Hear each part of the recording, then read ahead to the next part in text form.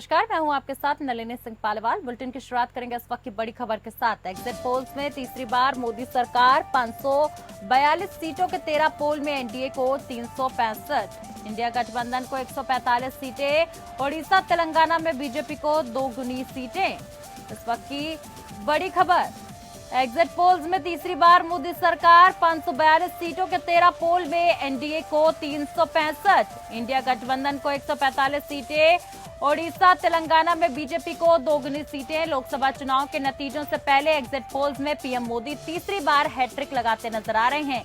एक पोल में तो एनडीए 400 के पार तक पहुंच रही है, तो वहीं 13 एग्जिट पोल्स में पोल ऑफ पोल्स में एनडीए को 365 और इंडिया को 145 सीटों का अनुमान है। आपको बता दें, अन्य को 32 सीटें मिल सकती हैं और इस बार भाजपा 2019 में मिली 303 सीटों का आंकड़ा पार कर सकती है। हिंदी पट्टी के राज्य उत्तर प्रदेश, राजस्थान, मध्य प्रदेश, छत्तीसगढ़, दिल्ली में भाजपा को एक तरफा बढ़त का अनुमान बताया गया है, तो इन राज्यों की 90% से ज्यादा सीटों पर भाजपा की जीत लगभग तय मानी जा रही है। एमपी की 29 सीटों में से भाजपा को 28 से 29 और वहीं राजस्थान में 25 सीटों में से 23 से 25 सीटें मिलने का अनुमान है। तो वहीं पोल्स के मुताबिक बिहार, झारखंड, राजस्थान और महाराष्ट्र में एनडीए को 29 सीटों का नुकसान संभव है। बंगाल में उलटफेर होता दिख रहा है, यहाँ भाजपा कुल 42 सीटों में से 26 से 31 सीटें मिलने के आसार हैं। तो वहीं ओडिशा, तेलंगाना में भाजपा 2 गुनी सीटें बढ़ा सकती है।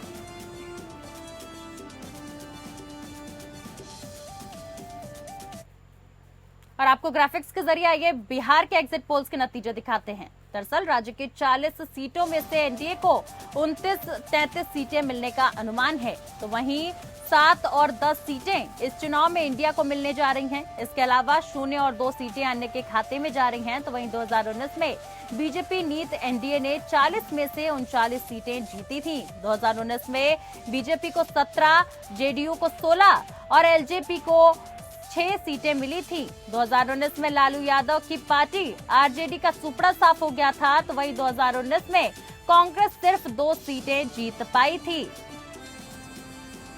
और चलिए मध्य प्रदेश के एग्जिट पोल्स आपको ग्राफिक्स के जरिए बता दूं। 29 सीटों वाले मध्य प्रदेश में एनडीए को 28-29 सीटें मिलने की संभावनाएं हैं। इसके अलावा इंडिया को 0-1 सीट मिलने की अनुमान है। तो वहीं 2019 में बीजेपी ने 29 में से 28 सीटें जीती थी।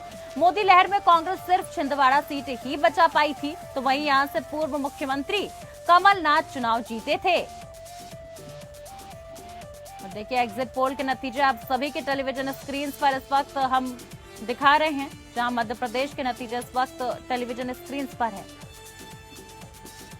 और चलिए छत्तीसगढ़ के एग्जिट पोल के नतीजे आपको हम दिखा देते हैं। बीजेपी, कांग्रेस कौन किस पर भारी है। छत्तीसगढ़ में एनडीए को 10 से 11 सीटें मिलने का अनुमान है, तो वहीं छत्तीसगढ़ में इंडिया को 0-1 सीटें मिलती दिखाई दे रही हैं। राज्य में कुल 11 लोकसभा सीटें हैं। 2019 में बीजेपी को यहां 9 और कांग्रेस को 2 सीटें मिली थी, तब यहां कांग्रेस की सरकार थी और इस बार सत्ता बीजेपी की है। और देखिए छत्तीसगढ़ के नतीजे इस वक्त ग्राफिक्स के जरिए आप सभी की टेलीविजन स्क्रीन पर हैं। आपको बता दें कि छत्तीसगढ़ में आखिर बीजेपी, कांग्रेस कौन किस पर भारी है। दरअसल छत्तीसगढ़ में एनडीए को 10 से 11 सीटें मिलने का अनुमान है।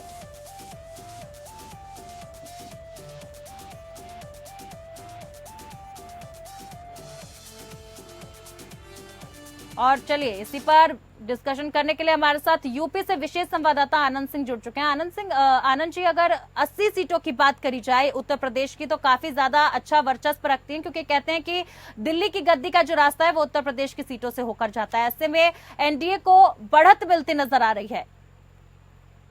जी बिल्कुल नलिनी, देखिए उत्तर प्रदेश की अगर हम बात करें तो एक बार फिर सरप्राइज है एनडीए के लिए।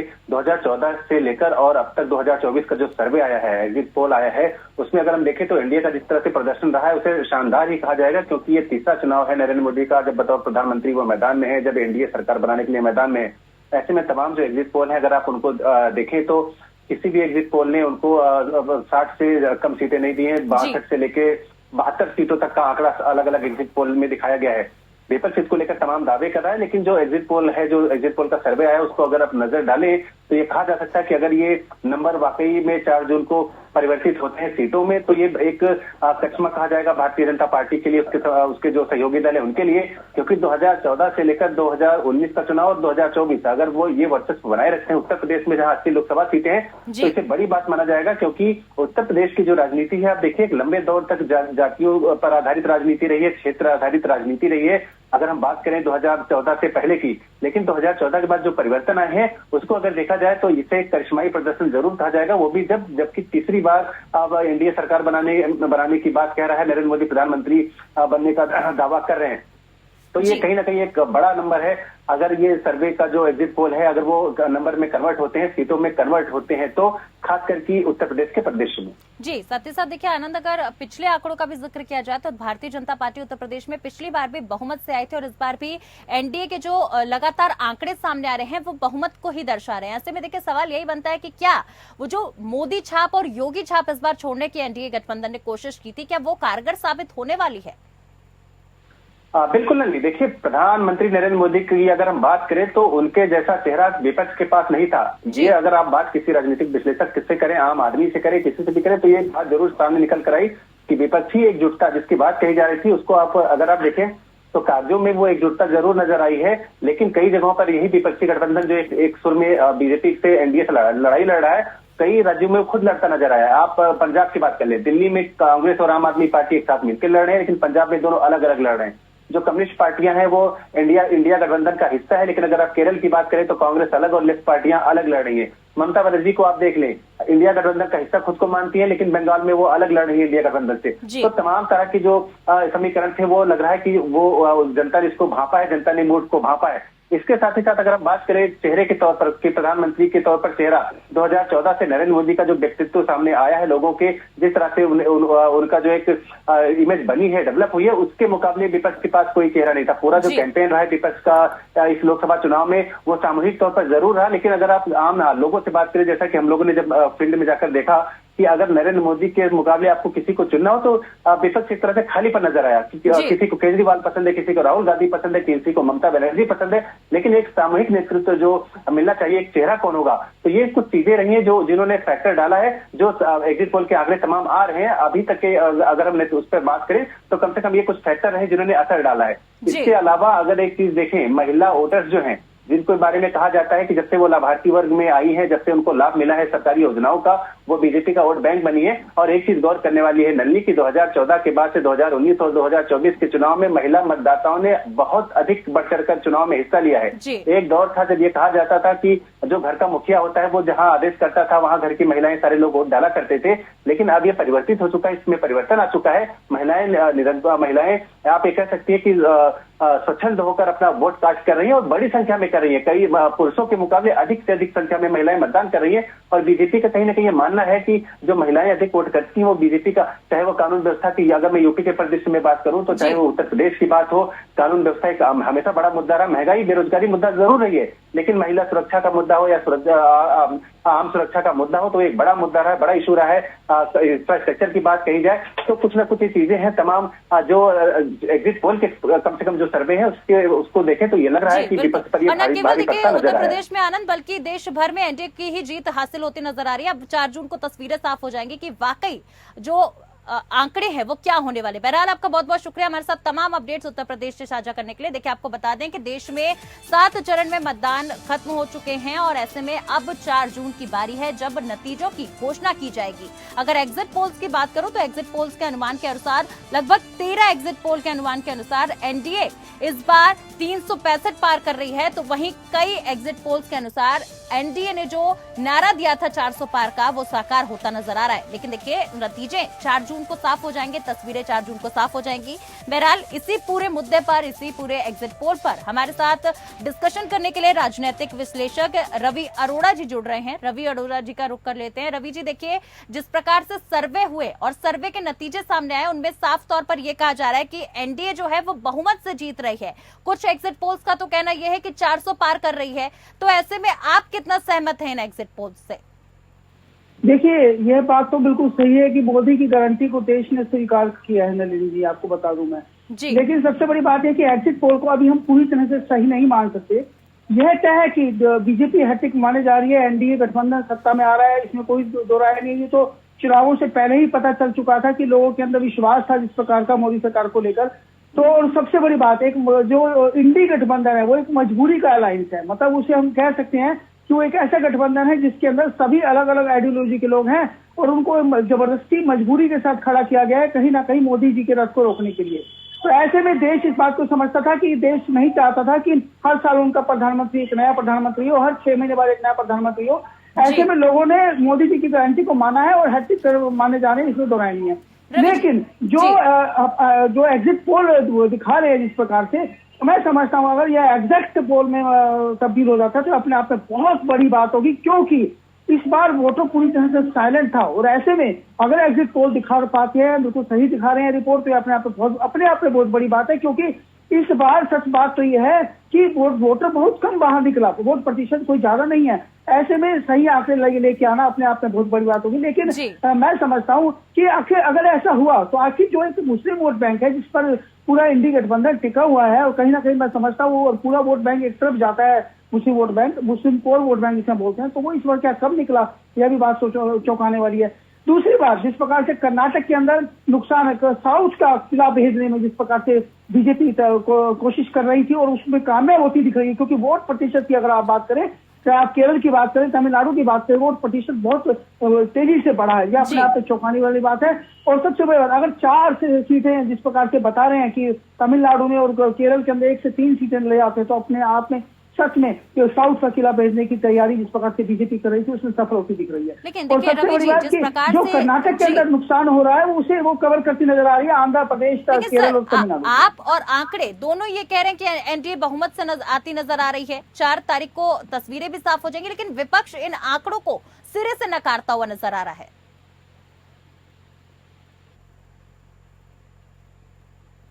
रवि जी, क्या अब तक मेरी आवाज पहुंच रही है?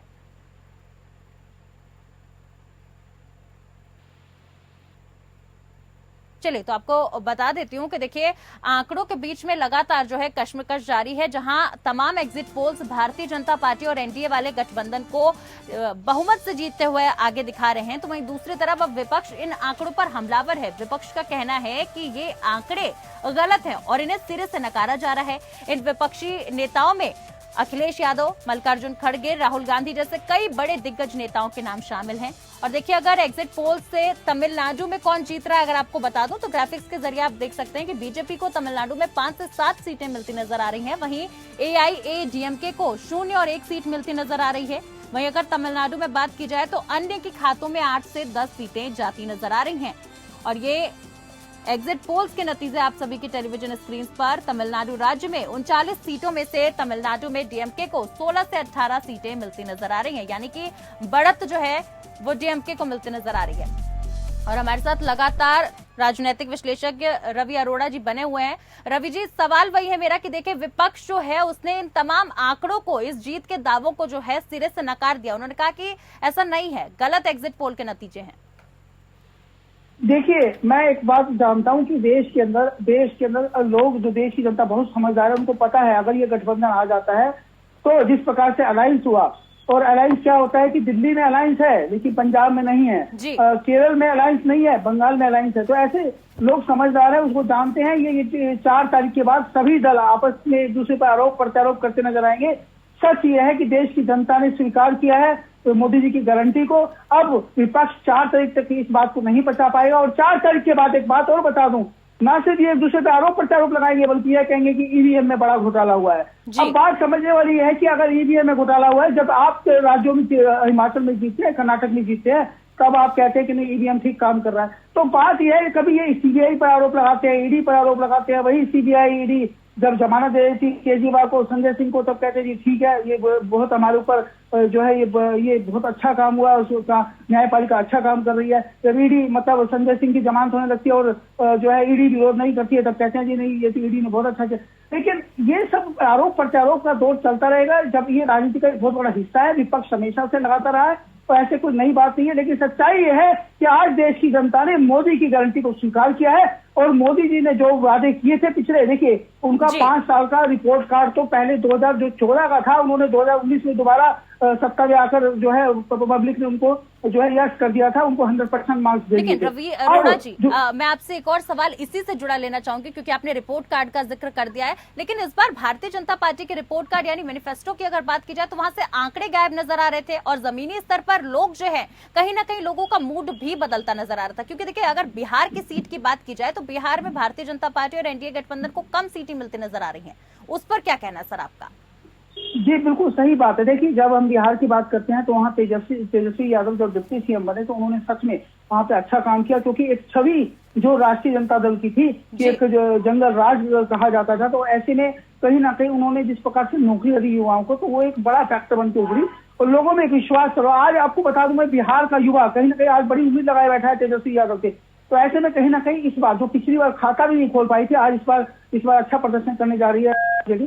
लेकिन मैं समझता हूं कि क्योंकि बात मोदी की क्या हो रही है, मोदी जी अकेले एक ऐसे शख्स हैं जो वन मैन आर्मी की तरह काम करते हैं। वो सच में उनके मंत्रिमंडल में भी जिस प्रकार से उनका काम करने का तरीका है, मैं सच बता रहा हूँ, बड़ा कठिन है उनके मंत्रिमंडल के अंदर काम करना। तो खुद उनके मंत्री भी कहते हैं, मोदी जी खुद तो 4 घंटे जागते, 6 घंटे जागते, लेकिन हमें भी नहीं सोने देते। मतलब कहीं ना कहीं काम का प्रेशर बहुत ज्यादा रखते हैं मोदी जी और रिपोर्ट कार्ड मांगते रहते हैं।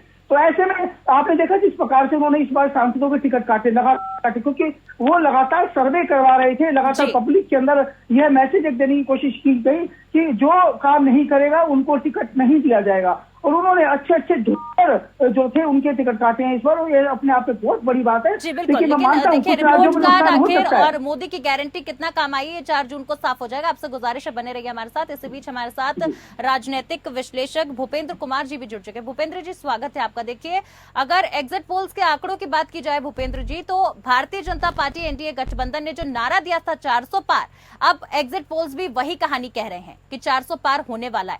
आप इस आंकड़ों से कितने सहमत हैं?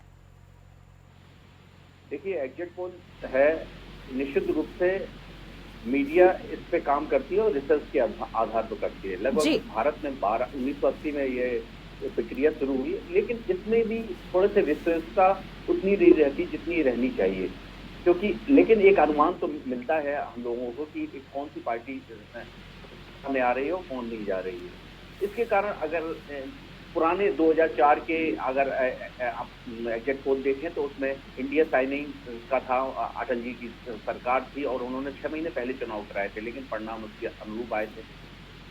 तो ऐसा होता है। लेकिन 14 और अगर हम 2019 का भी देखें तो उसमें लगभग इनको एनडीए को कम सीटें बता रही थी और एनडीए 303 के करीब सीटें प्राप्त हुई थी।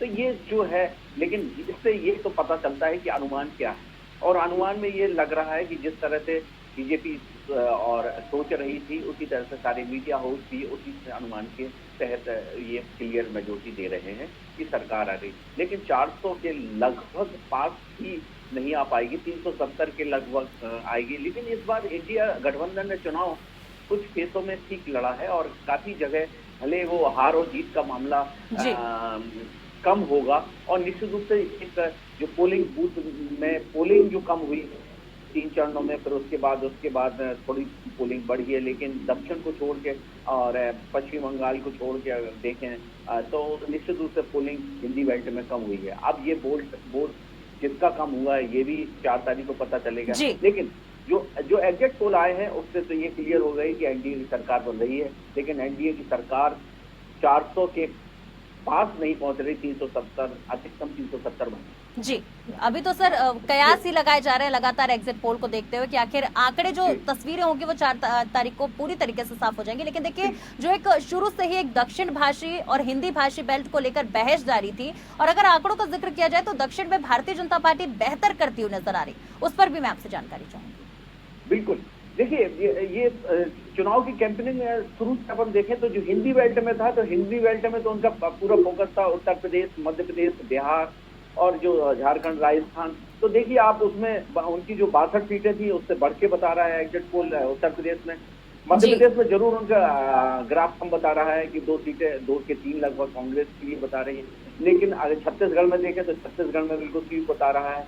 राजस्थान में भी बिल्कुल उनका अच्छा बता रहा है। और हम देखें, अगर कर्नाटक का भी देखें तो कर्नाटक में रेवना इफेक्ट नहीं हुआ, और तेलंगाना और आंध्रा में देखिए। जी बिल्कुल सर, कर्नाटक का आपने जिक्र किया, और जिस प्रकार से एक मुद्दा बहस जो है चुनाव के दौरान छिड़ गई थी मतदान के दौरान रेवन्ना केस को लेकर, ऐसे में कर्नाटक में अगर आंकड़ों का जिक्र किया जाए तो 20 से 25 के लगभग सीटें भारतीय जनता पार्टी यानी एनडीए वाले गठबंधन को मिलते नजर आ रही है। सबसे एक बात और मैं बोलना चाहूंगा, सबसे बड़ी बात जो दक्षिण में उन्होंने जो प्रयास किए केरला में और आंध्र में, वो केरला और तमिलनाडु में, तो केरला में इस बार कहना है कि खाता खुल रहा है, और तमिलनाडु में इंडिपेंडेंट 2 से 3 सीटें ला रहे हैं। ये बहुत बड़ी बात है, क्योंकि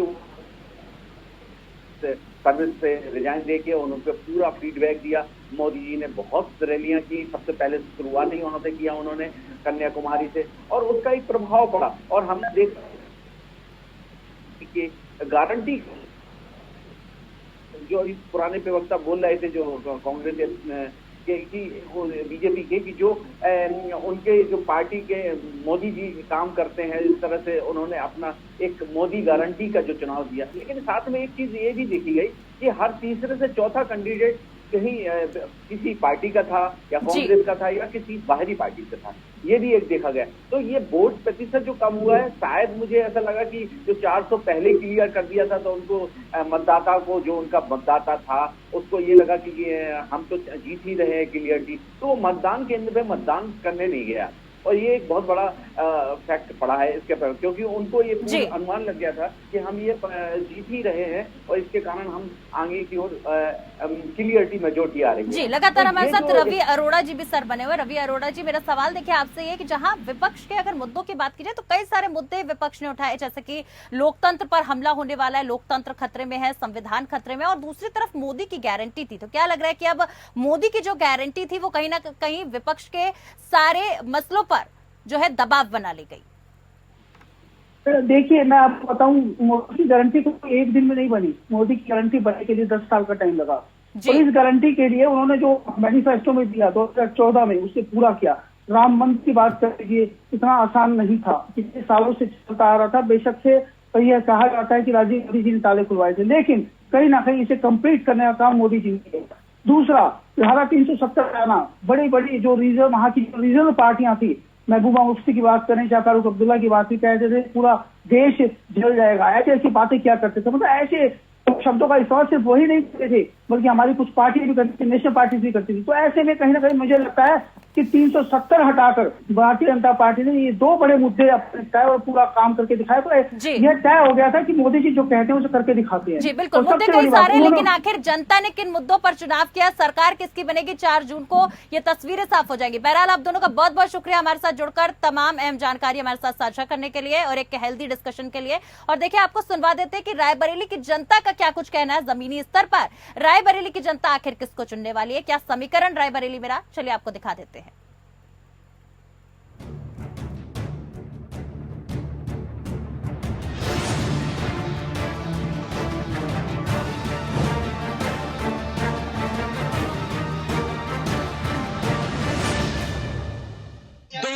के चुनाव को लेकर के सभी जगह मतदान हो चुके हैं। उसके बाद अगर रायबरेली की बात की जाए तो उत्तर प्रदेश की सबसे हॉट सीट रायबरेली, क्योंकि यहाँ से कांग्रेस के प्रत्याशी राहुल गांधी हैं, तो वही भाजपा के प्रत्याशी दिनेश प्रताप सिंह है, जो कि वर्तमान सरकार में राज्य मंत्री स्वतंत्र प्रभार हैं।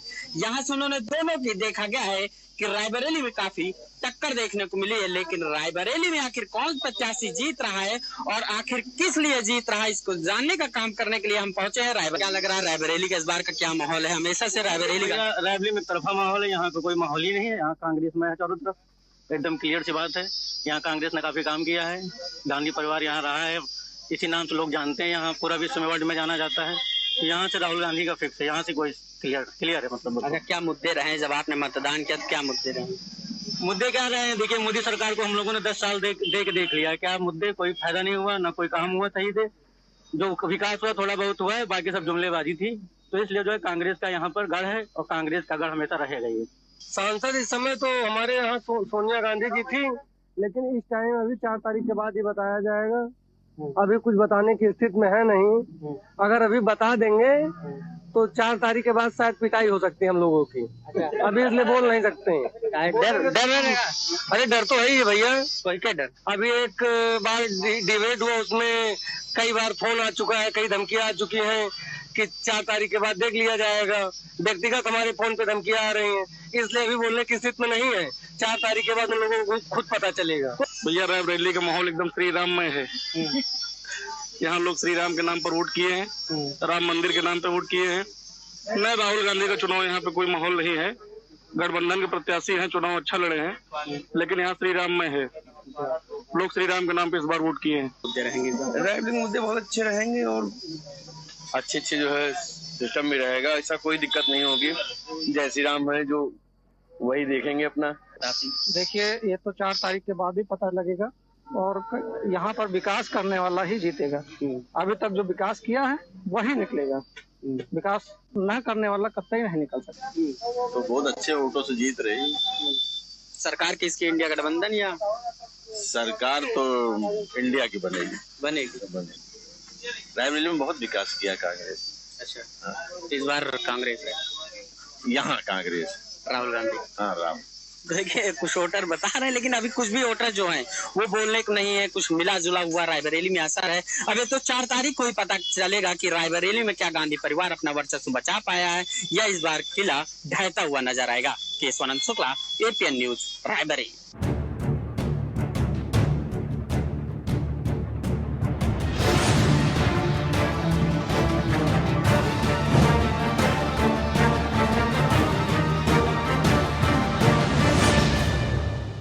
और फिलहाल के लिए इस बुलेटिन में मेरे साथ बस इतना ही। नमस्कार।